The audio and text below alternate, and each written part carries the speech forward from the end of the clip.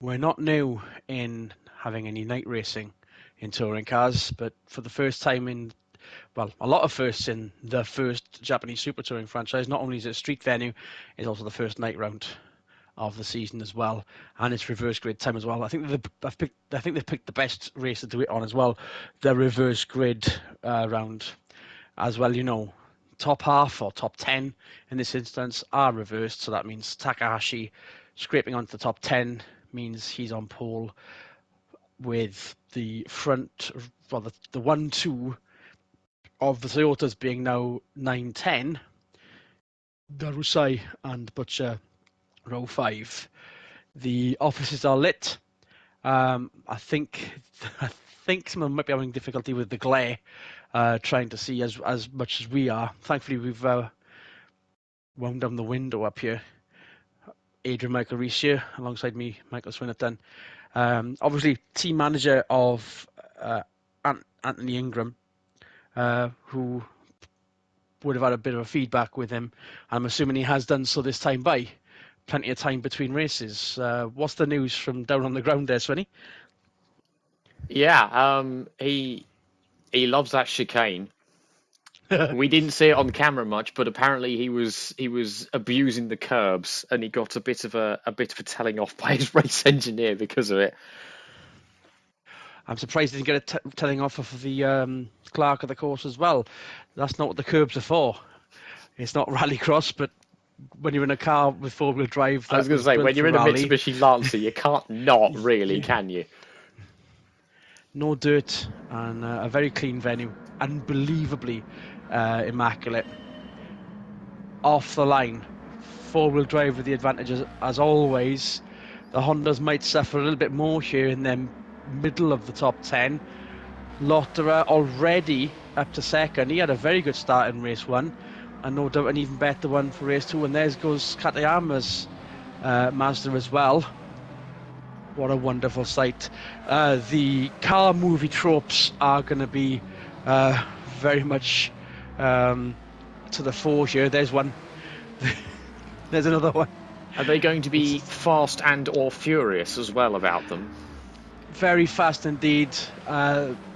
Thankfully, a lot of respect shown in race 1. I didn't see really any panel bashing of any kind. There might have been a couple of questionable incidents, but they weren't really kind of fed back later on.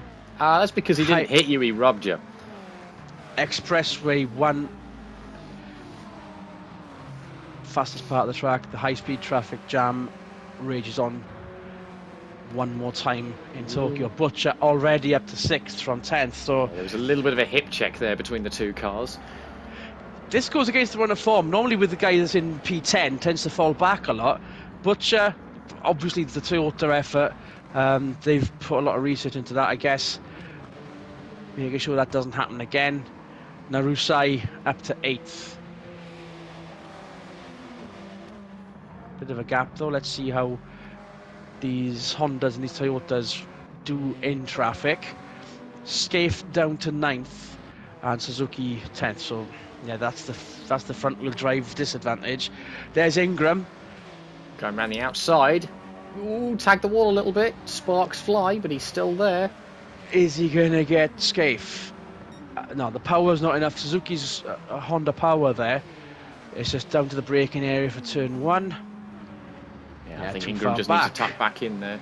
The Hondas have done fairly well considering race 1. Jack Scaife went from 3rd on the grid all the way down to 7th. They've not lost as many places this time round, and we know that they're good at getting through some traffic, so it wouldn't surprise me if we saw them knocking on the door of the top 5 by the end of this. That is assuming they don't spend the rest of the race squabbling with each other, of course. Hairpin in anger for the second time. Schumacher there 7th. Narusai still gained 1 place on the first lap, but obviously Butcher with an even larger gain and more ground to gain on Pitsonia in 5th. Winterbottom's on board. There we go. Higher than 9th for a change thanks to the reverse grid. But Lotterer, mind you, Genesis have found some power here. And the Genesis is good in a straight one. line. It's got the gearbox, the really good gearbox with eight gears, and it's we didn't look quite back. aerodynamic in a straight line. But never mind, because there's a Mazda, or two of them. Are we really going to go 3 wide into the chicane? Brace yourself as Katayama goes ahead of Winterbottom. Bit of a nudge maybe, but Katayama, she's doing well, and Pitsonia looks to be getting that advantage as well. Valuable points to be had for the Genesis, but Mazda are a bit thirstier, I guess. Yeah, the Mazda's got some good torque in its engine, which helps it with the acceleration. Which is my defence for definitely not giving Winterbottom the commentator's curse there after extolling the virtues of his car in the straight line speed. Lotra kind of had a bit of a jink to the right into turn 1, but has fallen back a slight fraction. But here's the braking area coming up for the hairpin and the pit lane. I think Lotra is a little bit too far back to try anything here. Definitely there. You can definitely have a look though and try to unsettle the Subaru. Pitsonia with a slight glance too on his teammate there. And there's still a bit of a crocodile further back, but the gap between Winterbottom and Butcher still got some work to be done there. Yeah, there's enough of a gap that on our side. Did we just see Muto? Muto the still pointing in the right direction. Yeah, Muto squeezed Scaife into the wall there. That was a bit of a hefty smack. Scaife's lucky that car's still pointing in a straight line. But meanwhile, Suzuki's getting the same problem from E-Day. Where have you come from? He's going to go around the outside of Ingram here. Look at that. Team Chaser chasing the setup in that athlete, and I think they might have found something. As what looks like Ingram was kind of lifted off there somehow before the chicane.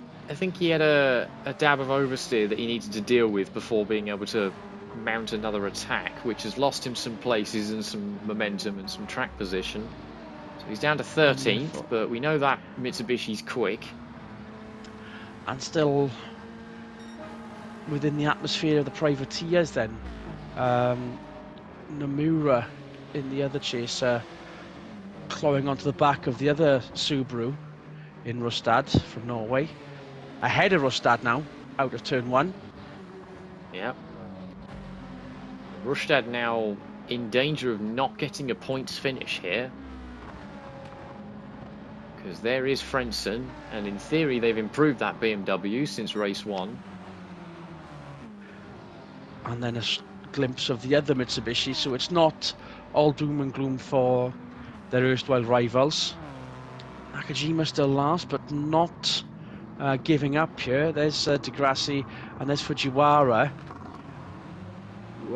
Just, within the case of the Fujiwara team, the Yuasa team, they are definitely in it for the long haul. They did not expect anything from this season, let alone to be in the good graces of our complimentary commentary of them in race 1. Just doing a good job, the job that they need to do, race by race, and see what happens, so they know what to do for if there is a season 2. No doubt there is going to be one if we get events like this cropping up every now and again. Side by side with the two Mazdas. There was a bit of biff and barge. Katayama still third. That didn't help the team effort, because here comes Winterbottom then in the heavier car. Those Mazdas should pull away a little bit, perhaps. Still a bit of a gap to here comes. Well, we didn't even see Butcher in the background there, so that gap is still stagnant, still consistent. As Lotra, he had a look. He had a little look on the inside. There wasn't enough of a car's width to stick his nose in, but he just enough to, again, make the headlights bounce off the rearview mirrors of the car in front and unsettle it. Never really hear, because I was expecting to hear something of a crunch or a scrape. Maybe we'll get one here. Blue flame up the back of that Mercedes as well. Yeah, most of these cars are turbocharged, and the turbocharged car, out of those turbocharged cars, most of them have an anti-lag system, which is why you can hear all the pops and bangs into braking zones.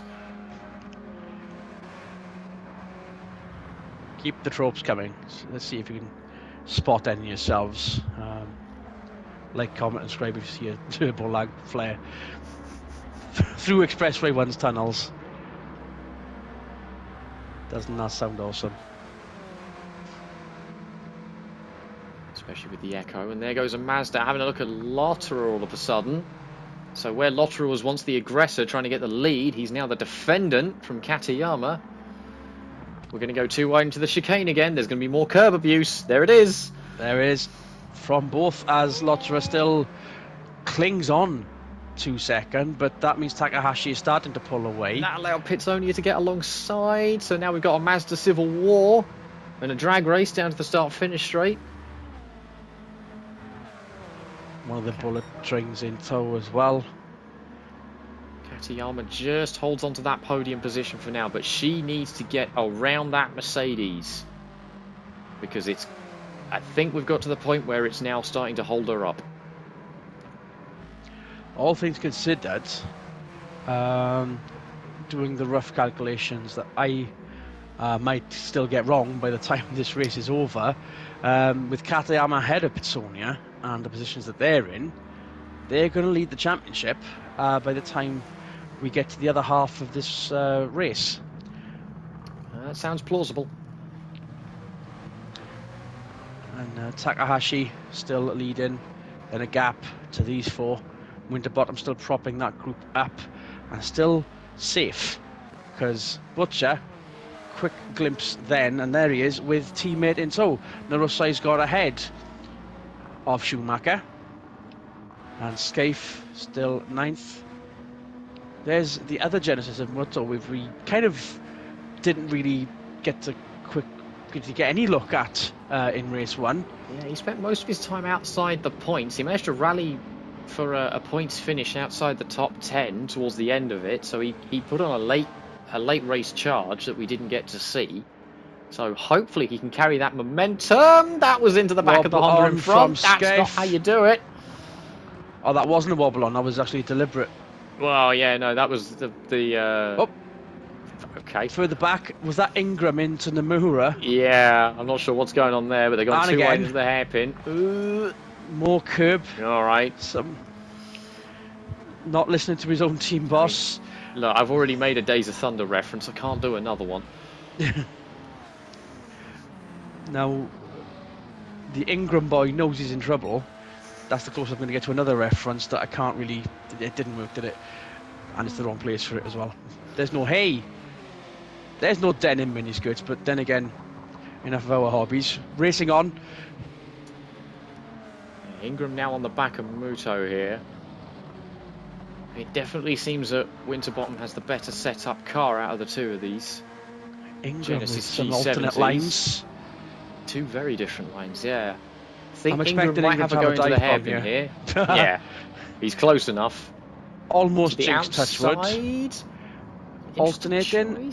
I think he's going to try for a crossover move. Whoop. Nomura. Doesn't quite get the apex. There's a Toyota in the way. I think Nomura just ruined his plans there, I think. Nomura read it and tried to go for it, therefore scuppering Ingram's plan to get the switch on.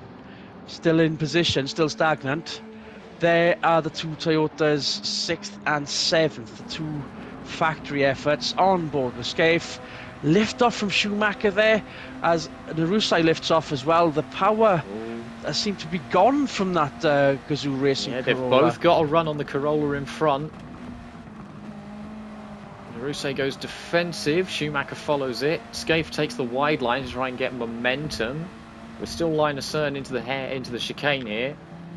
That's an interesting line, Scaife. That's because there's a Genesis in the way. I was wondering, like, nobody's making a move there. Someone further back's going to, and obviously it did. We didn't get enough of that. Muto, unsuccessful, no doubt, but has led to this particular high-speed traffic jam. Nomura managed to overtake a lot of them, is now in 10th. Chaser getting more points, more money. E-Day scraping into 15th as well. And Frenson up to 14th, good luck for her.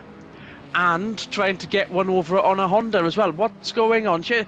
Frentzen is actually climbing into the more important positions here, especially if she's trying to get on the case of one of the Mitsubishis as well.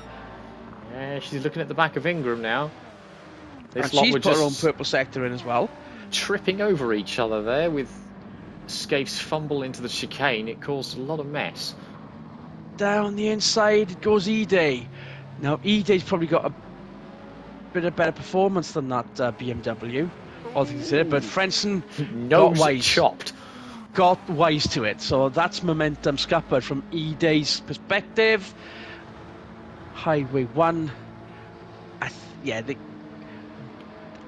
I can't see there being any foolhardy attempts trying to get past down, even halfway down the Expressway 1, because all the work needs to be done after this corner coming up.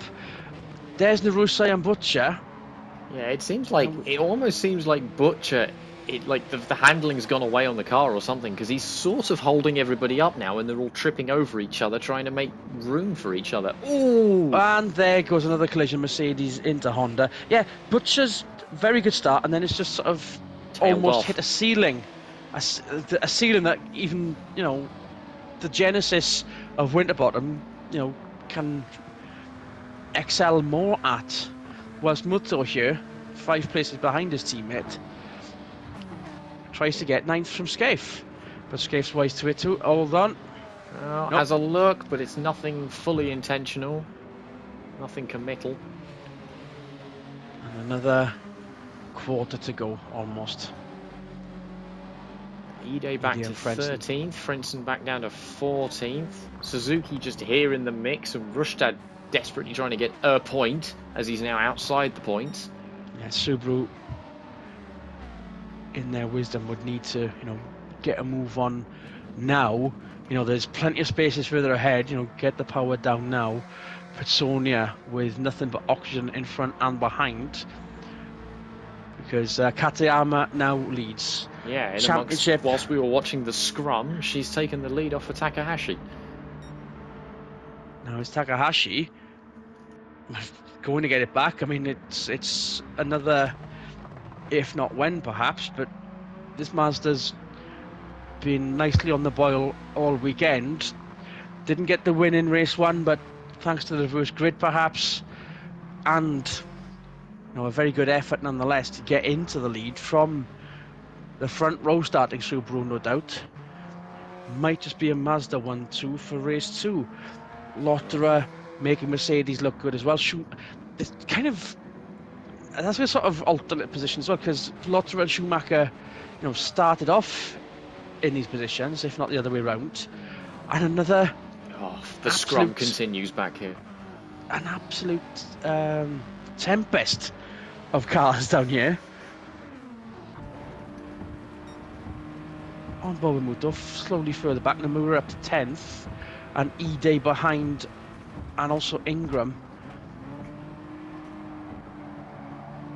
Slight back end wiggle there.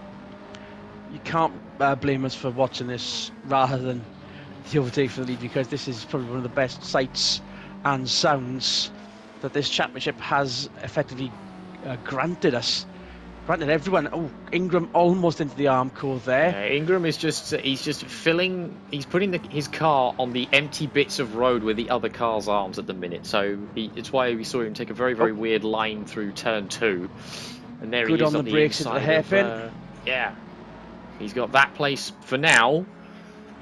Every chance Ide will take it back at some point. And it's very much 1, 2, 3 spread out, and this mid-pack being nothing but a high-speed crocodile as Frentzen tries to get one on Ide again. The move's definitely not on through here, no matter how good it would look. Logic would have to fly out the window very quickly for that to be pulled off. Ingram around the outside of Ide. But Ide's the aggressor in that one. He's trying to go up the inside, but they've both caught Hideo Muto, so this might be messy into the chicane. That's a lot of curb, and Frentzen. capitalised on mistakes. Back up to 13th, as you like that.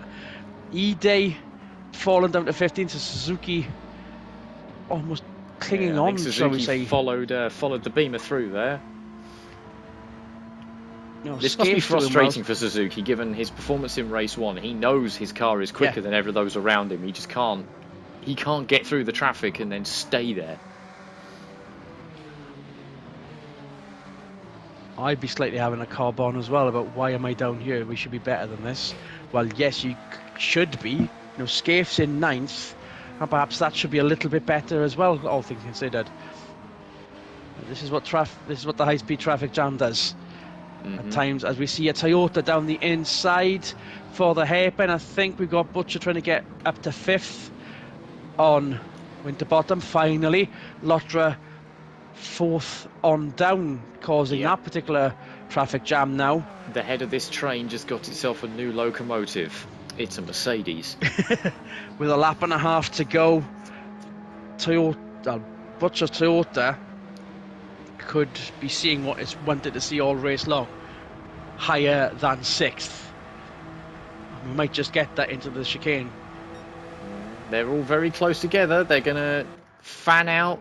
Someone's going to have a go here. It's going to be Winterbottom up the inside. He makes the move stick. The Toyotas cannot follow him through.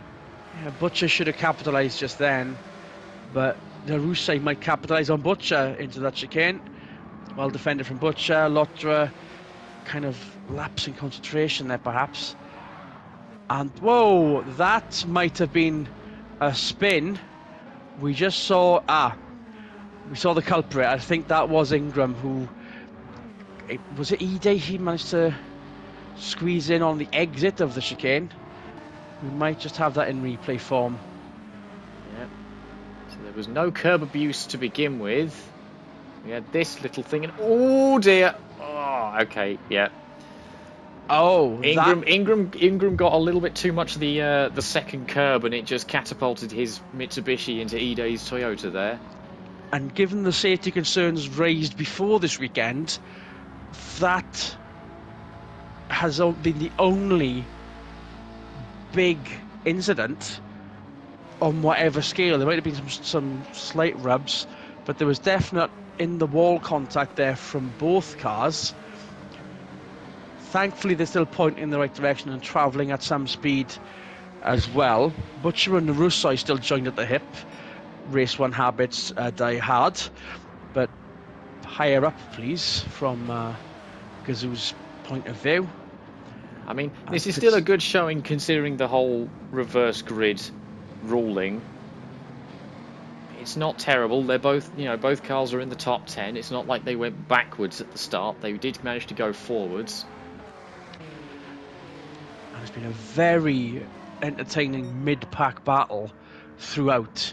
Here is the battle for the lead coming into the final chicane. Final time. Katayama managed to take it off of Takahashi a while ago, but he has not given in that Subaru. He's still fighting for it. He's still trying to get the lead back. He's got one more corner to do it. And was Pitsonia got one in before Tokyo, teammate Katayama gets her first of the season. Very good look for Mazda. Pitsonia standing proud, third place finish on the podium, as you like it. Winterbottom with a good run as well. Butcher finally up to 5th ahead of Lotra. Narusai still 7th.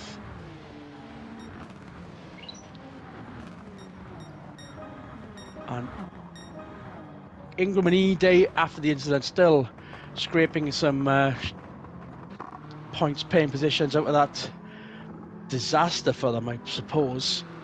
And as we keep the floodlights on for the final finishers, one of the best races of this championship, if not all things considered with the World Championship, that was the best race all season, and it's still early days yet, Swinny. Yeah, absolutely. That was... I think we need to do more night racing because it brings out the monster in everyone, apparently. And that pretty much confirmed what we calculated earlier. Katayama now leads the championship ahead of her teammate Petsonia, with Butcher now third.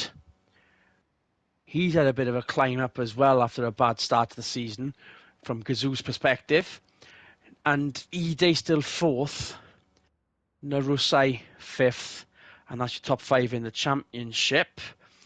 Mazda as a team lead the manufacturers' constructors standings.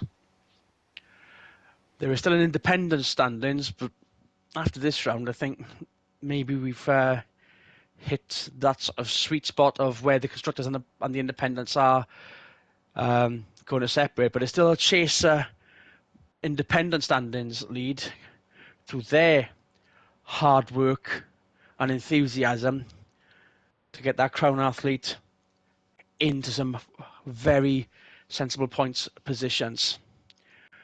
And what an entertaining proposition. And hopefully everyone in the offices, everyone in the car parks around Tokyo have enjoyed themselves. Just as much of a fan atmosphere as some of the garages. And obviously it could still continue without being separated by, fans in the pit lane. Well, the fans were with the support paddocks and didn't have to move through what has been an enjoyable weekend. How was it for you, Swinny? Yeah, absolutely. I really hope we come back here next year because this was brilliant. This was a great idea. This has been put on really, really well. The series organisers have done a good job with this in getting this, all these roads, public roads, prepped for racing. Yeah, we need to do this again next year and at night as well because that just looked fantastic. And all the while, the trains still managed to travel through Tokyo unabated. And we're going to get one of them to get out of here. For those that were trying to get some news out of us for the Worlds, obviously we want to dedicate that to the separate coverage that we'll bring you soon because we have some news to tell and we may as well give you that next time by.